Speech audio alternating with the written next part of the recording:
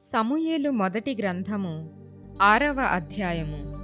యెహోవా మందసము 7 నెలలు ఫిలిష్తీయుల దేశమందుండిన తరువాత ఫిలిష్తీయుల యాజకులను శకునము చూచు వారిని పిలువనంపించి, యెహోవా మందసమును ఏమి చేయుదుమో, ఏమి చేసి స్వస్థలమునకు దానిని పంపుదుమో తెలియజెప్పుడనగా, వారు ఇశ్రాయేలీయుల దేవుని మందసమును పంపివేయనుద్దేశించిన ఎడల ఊరకయే పంపక ఏ విధము చేతనైనను ఆయనకు అపరాధార్థమైన అర్పణము చెల్లించి పంపవలెను.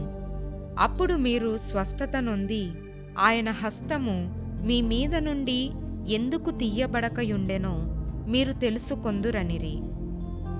ఫిలిష్తీయులు, మనము ఆయనకు చెల్లింపవలసిన అపరాధార్థమైన అర్పణమేదని వారినడుగగా, వారు, మీ అందరి మీదను మీ సర్దారులందరి మీదను ఉన్న తెగులు ఒక్కటే గనుక ఫిలిష్తీయుల సర్దారుల లెక్క చొప్పున 5 బంగారపు గడ్డల రూపములను 5 బంగారపు పందికొక్కులను చెల్లింపవలెను. కాబట్టి మీకు కలిగిన గడ్డలుగాను భూమిని పాడుచేయు పందికొక్కులుగాను నిరూపించబడిన గడ్డలను చుంచులను చేసి పంపించి ఇశ్రాయేలీయుల దేవునికి మహిమను చెల్లింపవలెను.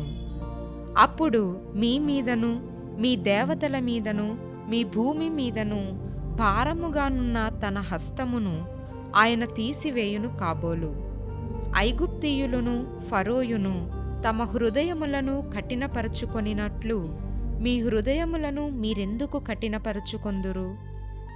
ఆయన వారిలో అద్భుత కార్యములను చేయగా వారు ఈ జనులను పోనిచ్చిరి. ఇశ్రాయేలీయులు వెళ్ళిపోయిరి గదా.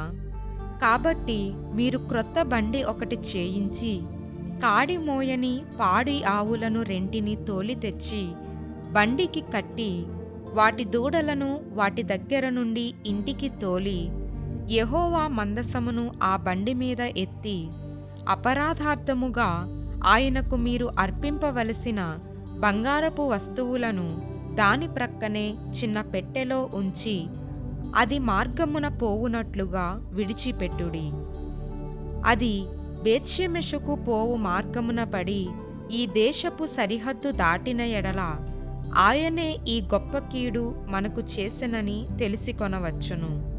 ఆ మార్గమున పోని ఎడల ఆయన మనలను మొత్తలేదనియు మన అదృష్టవశము చేతనే అది మనకు సంభవించెననియు తెలుసుకొందుమనిరి. వారు అలాగున 2 పాడి ఆవులను తోలి తెచ్చి బండికి కట్టి వాటి దూడలను ఇంటి లోపల పెట్టి యెహోవా మందసమును బంగారు గడ్డలును పందికొక్కు రూపములును గల ఆ చిన్న పెట్టెను బండి మీద ఎత్తగా, ఆ ఆవులు రాజమార్గమున బడి చక్కగా పోవుచు అరచుచు బేత్షెమెషు మార్గమున నడిచెను. ఫిలిష్తీయుల సర్దారులు వాటి వెంబడియే బేత్షెమెషు సరిహద్దు వరకు పోయిరి. బేత్షెమెషు వారు లోయలో తమ గోధుమ చేలను కోయుచుండిరి. వారు కన్నులెత్తి చూడగా మందసము వారికి కనబడెను. దానిని చూచి వారు సంతోషించిరి. ఆ బండి బేత్షెమెషు వాడైన యెహోషువ యొక్క పొలములోనికి వచ్చి అక్కడనున్న ఒక పెద్ద రాతి దగ్గర నిలువగా, వారు బండి యొక్క కర్రలను చీల్చి ఆవులను యెహోవాకు దహన బలిగా అర్పించిరి. లేవీయులు యెహోవా మందసమును బంగారపు వస్తువులు గల ఆ చిన్న పెట్టెను దించి ఆ పెద్ద రాతి మీద ఉంచగా, ఆ దినమున బేత్షెమెషు వారు యెహోవాకు దహన బలులను అర్పించి బలులను వధించిరి. ఫిలిష్తీయుల సర్దారులు 5 అంతవరకు చూచి నాడే ఎక్రోనునకు తిరిగి వెళ్ళిరి. అపరాధార్థమైన అర్పణగా ఫిలిష్తీయులు చెల్లించిన బంగారపు గడ్డలు ఏవనగా, అష్డోదు వారి నిమిత్తము 1, గాజా వారి నిమిత్తము 1, అష్కెలోను వారి నిమిత్తము 1, గాతు వారి నిమిత్తము 1, ఎక్రోను వారి నిమిత్తము 1. ప్రాకారము గల పట్టణముల వారేమి, పొలములోని గ్రామముల వారేమి ఫిలిష్తీయుల 5 సర్దారుల పట్టణములన్నిటి లెక్క చొప్పున బంగారపు పందికొక్కులను అర్పించిరి. వారు యెహోవా మందసమును దింపిన పెద్ద రాయి దీనికి సాక్ష్యము. నేటి వరకు ఆ రాయి బేత్షెమెషు వాడైన యెహోషువ యొక్క పొలములో నున్నది.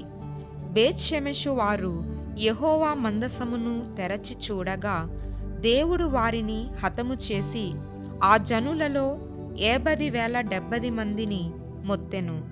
యెహోవా గొప్ప దెబ్బతో అనేకులను మొత్తగా జనులు దుఃఖాక్రాంతులైరి. అప్పుడు బేత్షెమెషు వారు పరిశుద్ధ దేవుడైన యెహోవా సన్నిధిని ఎవరు నిలువగలరు? మన యొద్ద నుండి ఆయన ఎవరి యొద్దకు పోవలెనని చెప్పి కిర్యత్యారీము కాపురస్తులకు దూతలను పంపి ఫిలిష్తీయులు యెహోవా మందసమును మరలా తీసుకొని వచ్చిరి. మీరు వచ్చి మీ దాపునకు దానిని తీసుకొని పోవలెనని వర్తమానము పంపిరి.